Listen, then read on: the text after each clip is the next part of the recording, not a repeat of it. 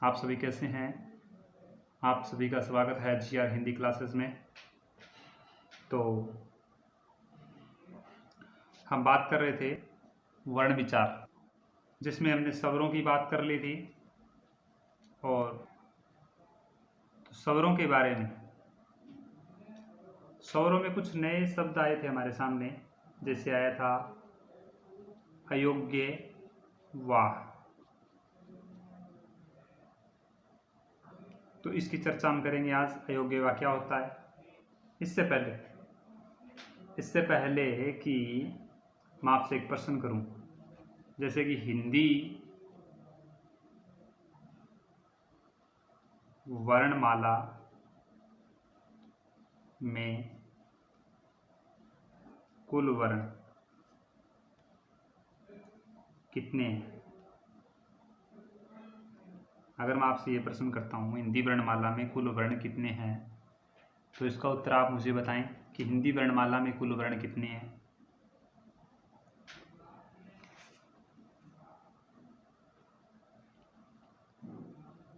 किताबें हमें बताती है कि 44 भी है, 46 भी बताती है कई किताबें, 48 भी पढ़ते हैं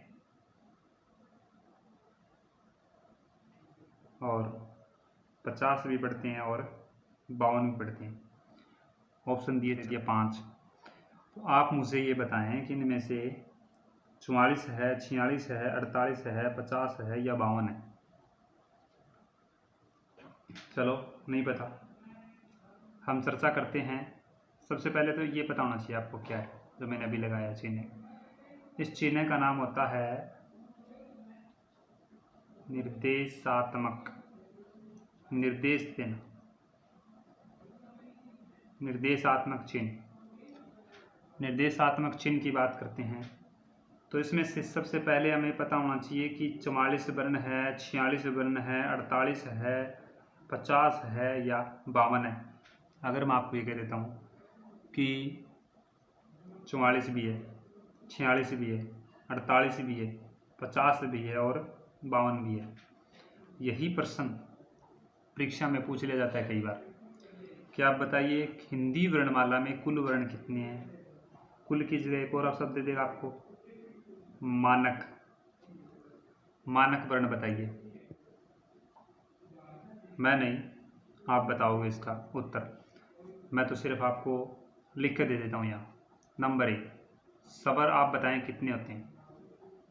11 होते हैं, बहुत अच्छा। व्यंजन कितने होते हैं। व्यंजन संख्या में कितने होते हैं। 33, वेरी गुड। अच्छा, ये अयोग्य वाक्य की बात कर रहे थे हम।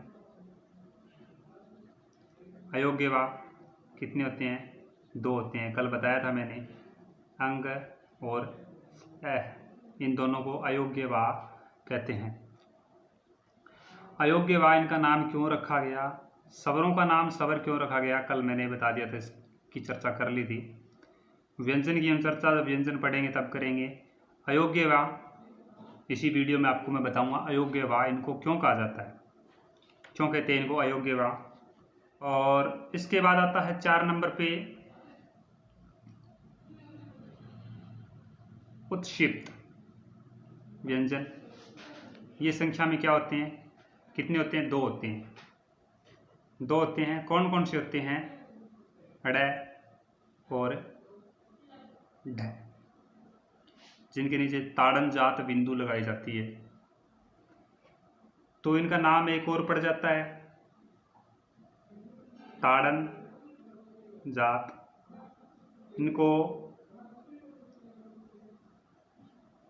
द्विगुण भी कहते हैं, इनको विकसित व्यंजन भी कहते हैं, इनको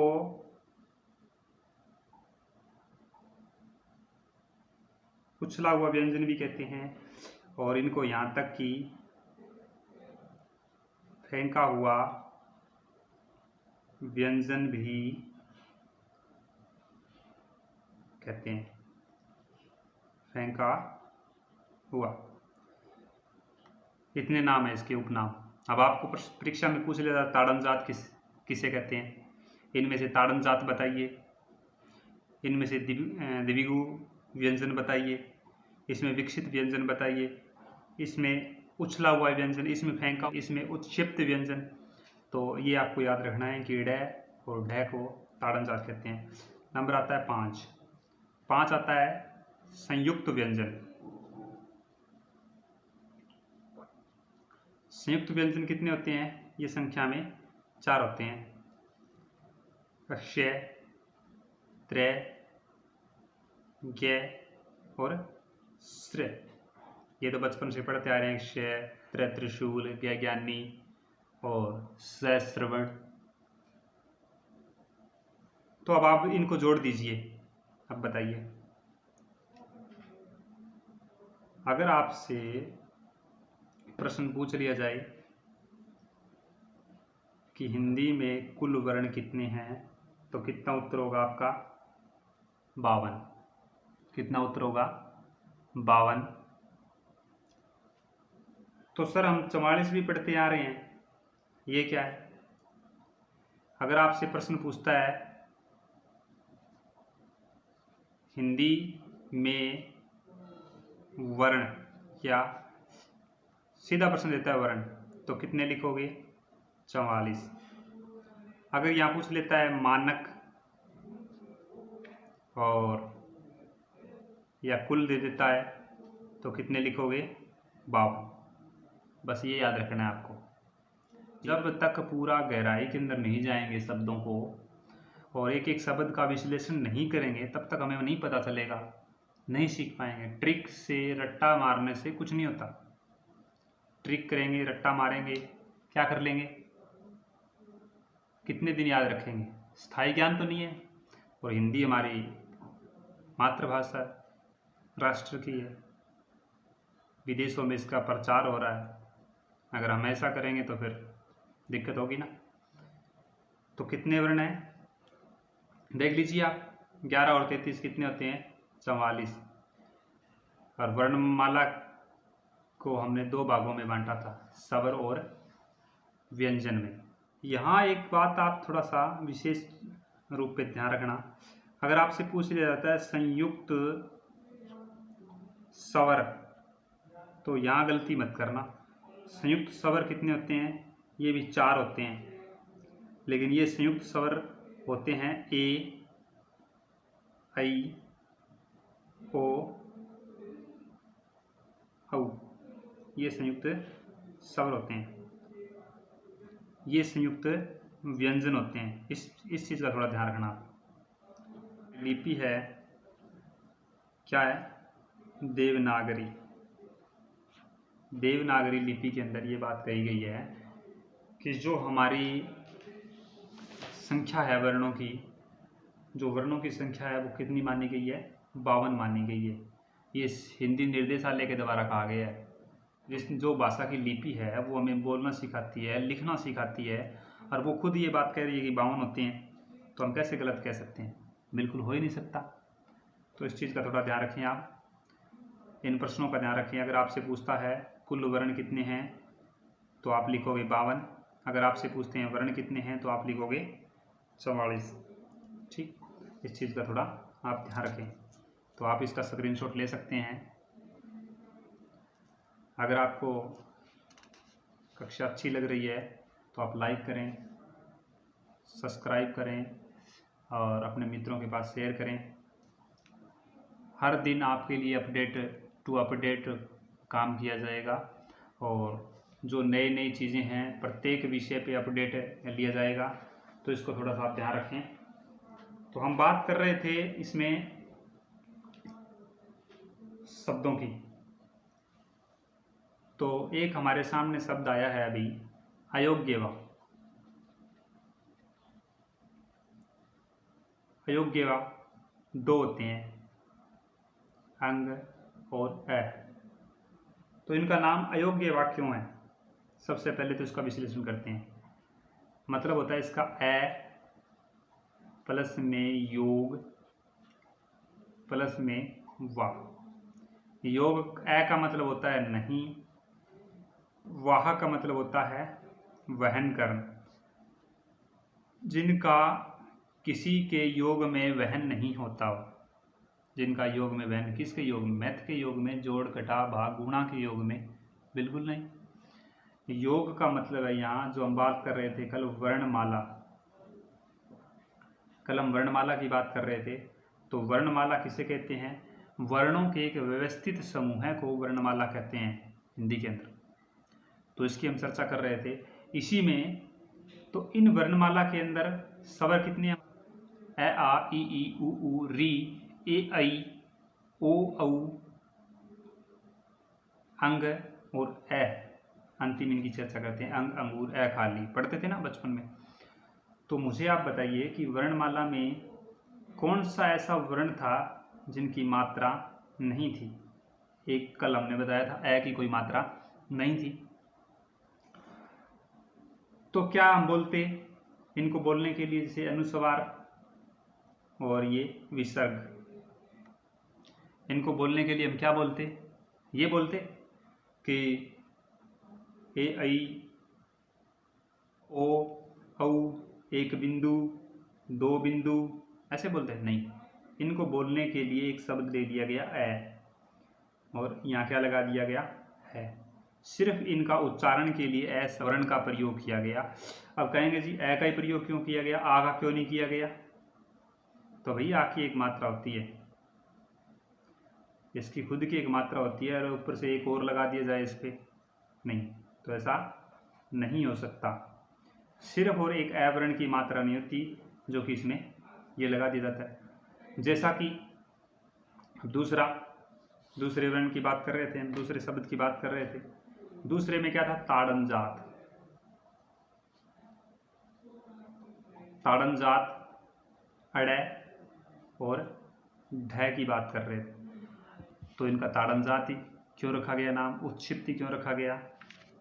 इसे विकसित व्यंजन भी कहते हैं, द्विगु व्यंजन भी कहते हैं, उछला हुआ, फेंका हुआ व्यंजन भी कहते हैं। इतने नाम है इसके उपनाम। तो इतने इसके उपनाम क्यों हैं? क्योंकि ये मूल भाषा में कैसे थे? डै और ढै बोला जाता है इनको। हम क्या बोलते हैं? डै और ढै। और मूल भाषा में क्या बोला जाता है? मूल भाषा का मतलब होता है संस्कृत। जब भी मैं मूल भाषा का नाम लूं तो आप समझना संस्कृत। संस्कृत सभी भाषाओं की जननी है। संस्कृत पे भी आपके लिए एक वीडियो लेके आएंगे, टाइम टू टाइम संस्कृत की क्लास भी लगेगी। तो ताड़न जात इसलिए कहा इनको, विकसित इसलिए कहा कि कुछ ऐसे शब्द आए हमारे सामने। जैसे शब्द आया सड़क, खडक, शब्द आया लड़का, ये बोले जाता था पहले इनको। जैसे शब्द आया बूढ़ा, बूढ़ा, जैसे चढ़ाई, इसी प्रकार से ऐसे शब्द आए हमारे सामने। ये शब्द मूल भाषा के अंदर ऐसे बोले जाते थे। तब इन भाषाओं, इन दो वर्णों का विकास हुआ। विकास होने के बाद क्या हुआ? इनको बोल दिया गया सड़क, कि जो ऊपर से जीभ एकदम नीचे गिरती है, सड़क। इसको बोल दिया खड़क। लड़का, लड़क, खड़क, जीभ को देखना एकदम नीचे गिरती है। जैसे बुढ़ा, जैसे चढ़ाई, ऐसे शब्दों का प्रयोग किया गया। और मैं कुछ शब्द देता हूं आपको, इन शब्दों को भी आप थोड़ा विशेष रूप से बताना। जैसे डमरू,